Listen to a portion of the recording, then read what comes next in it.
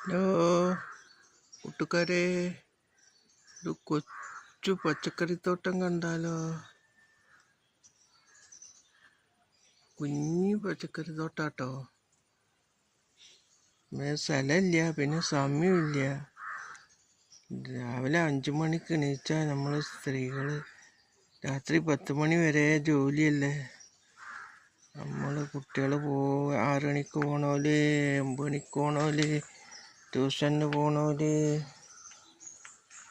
അങ്ങനെയൊക്കെ അതൊക്കെ കഴിഞ്ഞ് നമ്മൾ ഇങ്ങോട്ട് വരും. പുറത്താവുമ്പോഴേക്കിന് പിന്നെ പോയാലൊക്കെ കണ്ട് വരാനായി. അങ്ങനെയുള്ളതല്ലേ.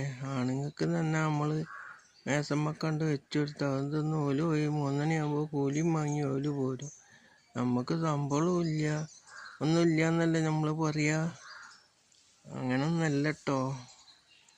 ആണുങ്ങളൊക്കെ പാവാണ്. മക്കളായാലും ഭർത്താക്കന്മാരായാലും ജോലിക്ക് പോകുന്നവരുങ്ങളൊന്ന് ചിന്തിച്ചു നോക്കിയാണ്. ഓലിക്ക് മേശപ്പുറത്ത് നമ്മൾ ചായ കൊടുക്കുമ്പോൾ നമ്മളൊരു ലിസ്റ്റ് ഓൽക്ക് കൊടുക്കും.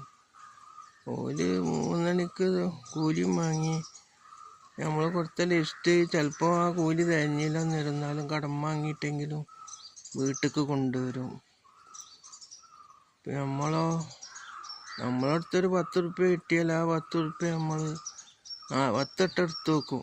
അടക്കട്ടെ, പിന്നെയും വേണ്ട അടക്കട്ടെ എന്ന് ചോദിച്ചാൽ നമുക്ക് അത്രയും ചിലവാക്കാൻ മടിയാണ്. ആ സ്ഥാനത്ത് ആ പാവങ്ങളോ ചിലവാക്കി ബാക്കി മിച്ചമുണ്ടെങ്കിലും നമുക്ക് വേണ്ടി തന്നെ മിച്ചം വെക്കുന്നത്. അതുകൊണ്ട് ഓല് പോകുമ്പോൾ നമ്മൾ കൊടുക്കണ ലിസ്റ്റ് ഉണ്ടല്ലോ, അത് ഏറ്റവും വരുന്ന വരവൊന്ന് നമ്മൾ കാത്തിരിക്കണം കേട്ടോ. വരുമ്പോൾ അതൊക്കെ ഒന്ന് സന്തോഷത്തോടു കൂടി വാങ്ങി. എന്താണ് ഓരോരുത്തർക്കും ഓരോ ചോയ്സ് ഉണ്ടാവില്ല. ഭക്ഷണം കഴിച്ച് വരുന്നവരുണ്ടാവും, വന്നിട്ട് കഴിക്കുന്നവരുണ്ടാവും. അപ്പോൾ മിക്കവാറും ആൾക്കാർ മേശമലയുടെ അടുത്ത് വെക്കും. മൂപ്പര് വന്നിട്ട് കഴിച്ച് പോയിക്കോളും, അല്ലെ കഴിച്ച് കിടന്നോളും എന്നൊക്കെ വിചാരിച്ച്. അങ്ങനെ ചാവരുത് കേട്ടോ.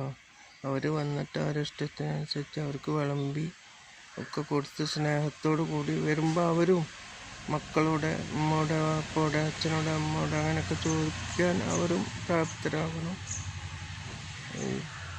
അപ്പം എന്താ പറയുന്നത് വെച്ചാൽ, അപ്പം അവരെ നമ്മൾ അത്രയും ബഹുമാനിക്കണം, നമ്മൾ സ്നേഹം കൊടുക്കണം. അവരധ്വാനിക്കണത് നമുക്ക് വേണ്ടിയാണ്.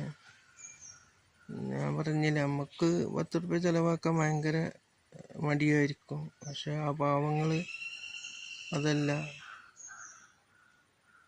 നമ്മളെ കൂലി എന്ന് പറഞ്ഞാൽ നമ്മളുടെ അവിടെ ഡിപ്പോസിറ്റ് ഉണ്ടാവും, എവിടെയും പോവില്ല. അപ്പോൾ അതുകൊണ്ട് സ്നേഹത്തോടു സന്തോഷത്തോടു കൂടെ അവരെയും നമ്മൾ പരിഗണിച്ച് അവർ നമ്മളെയും പരിഗണിച്ചൊരു സന്തോഷമുള്ള കുടുംബജീവിതം ആവട്ടെ നമുക്കെല്ലാവർക്കും.